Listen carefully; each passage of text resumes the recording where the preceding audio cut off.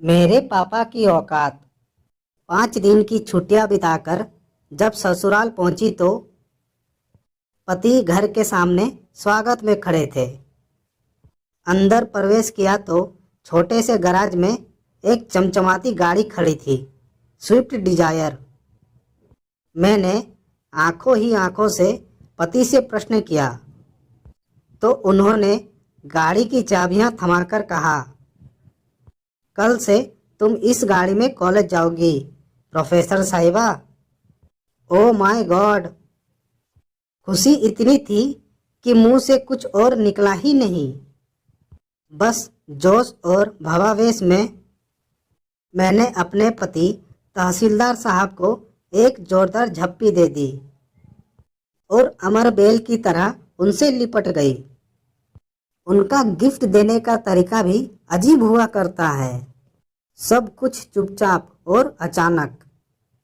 खुद के पास पुरानी इंडिगो है और मेरे लिए और भी महंगी खरीद लाए। 6 साल की शादीशुदा जिंदगी में इस आदमी ने न जाने कितने गिफ्ट दिए। गिनती करती हूँ तो थक जाती हूँ। ईमानदार हैं, रिश्वत नहीं लेते, मगर खर्चीले इतने कि उधार से पैसे लेकर गिफ्ट खरीद लाते हैं।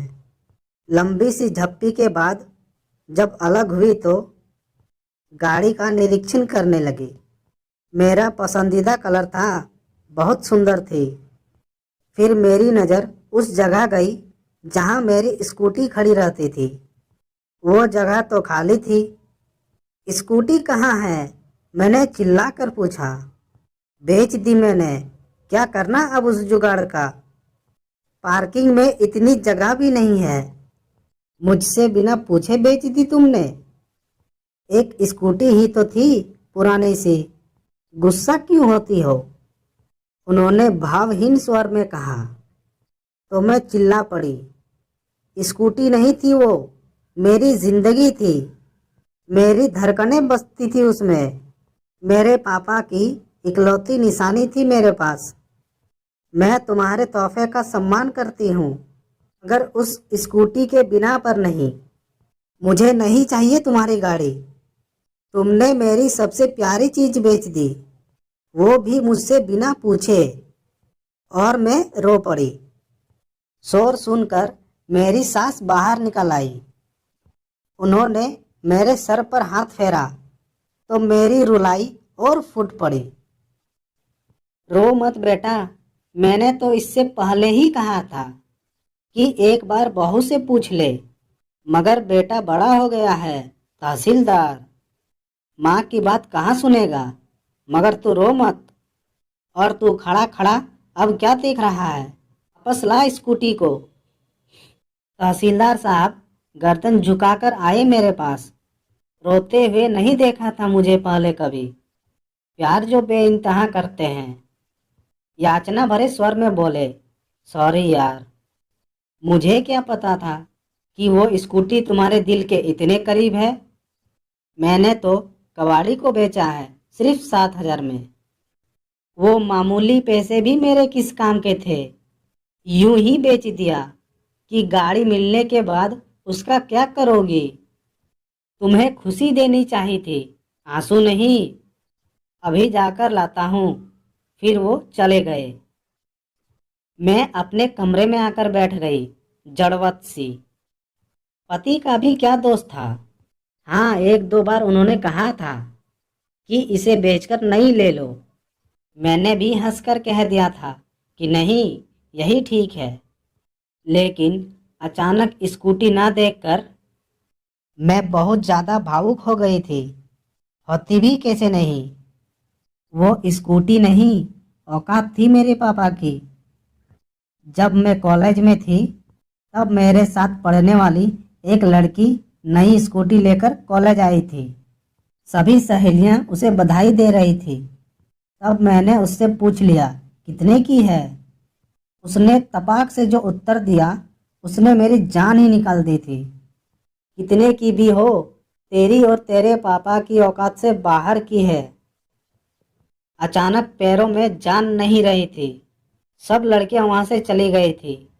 मगर मैं वहीं बैठी रह गई। किसी ने मेरे हृदय का दर्द नहीं देखा था।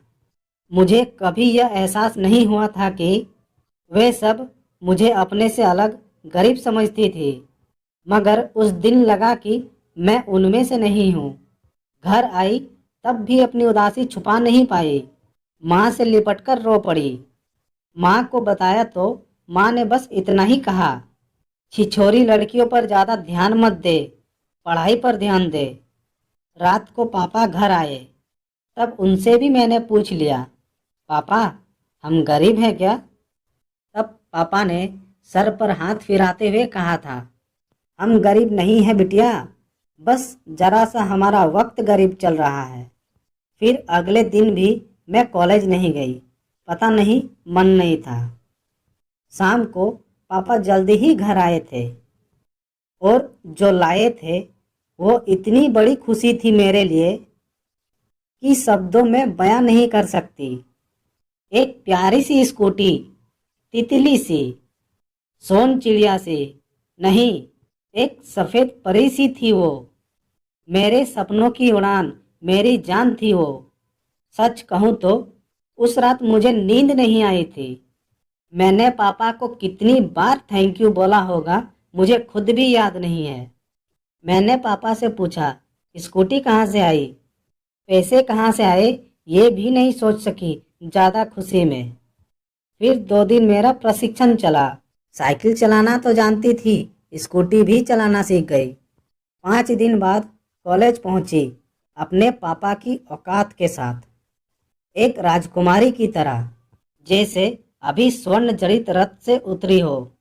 सच पूछो तो वो दिन मेरे जिंदगी का सबसे बड़ा दिन था। मेरे पापा मुझे कितना चाहते थे ये सबको पता चल गया। मगर कुछ दिनों बाद एक सहेली ने बताया कि वो पापा के साइकिल रिक्शा पर बैठी थी। तब मैंने कहा, नहीं यार, तुम किसी और के साइकिल रिक्शा पर बैठी होती। मेरे पापा का अपना टेम्पो है। मगर अंदर ही अंदर मेरा दिमाग झंझना उठा था। क्या पापा ने मेरी स्कूटी के लिए अपनी टेम्पो बेच दी थी? और 6 महीने से ऊपर हो गए, मुझे पता भी नहीं लगने दिया। शाम को जब पापा घर आए तब मैंने उन्हें गौर से देखा। आज इतने दिनों बाद फुर्सत से देखा तो जान पाई कि दुबले पतले हो गए हैं, वरना ध्यान से देखने का वक्त ही नहीं मिलता था। रात को आते थे, सुबह अंधेरे में ही चले जाते थे। टेम्पो भी दूर किसी दोस्त के घर में ही खड़ा करके आते थे। कैसे पता चलता बेच दिया है? मैं दौड़कर उनसे लिपट गई, पापा आपने ऐसा क्यों किया? बस इतना ही मुख से निकला, रोना जो आ गया था।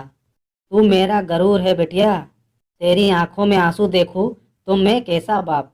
चिंता ना कर, बेचा नहीं है, गिरवी रखा है, इसी महीने छुड़ा लूंगा। मैंने पापा से कहा, आप दुनिया के बेस्ट पापा हो, बेस्ट से भी बेस्ट। इसे सिद्ध करना जरूरी नहीं था। मैंने स्कूटी मांगी कब थी? क्यों किया आपने ऐसा? 6 महीनों से पैरों से सवारियां ढोई आपने। आपने कितनी तकलीफ झेली मेरे लिए।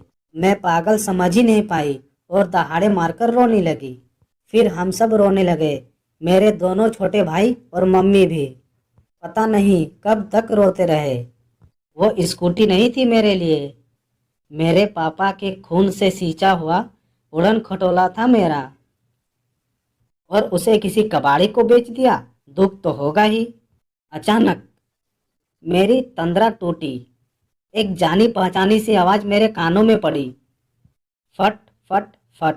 मेरा उड़न खटोला मेरे पति देव यानी तहसीलदार साहब चला कर ला रहे थे, और चलाते हुए एकदम बुद्धू लग रहे थे, मगर प्यारे से बुद्धू। मुझे बेइंतहा चाहने वाले राजकुमार बुद्धू।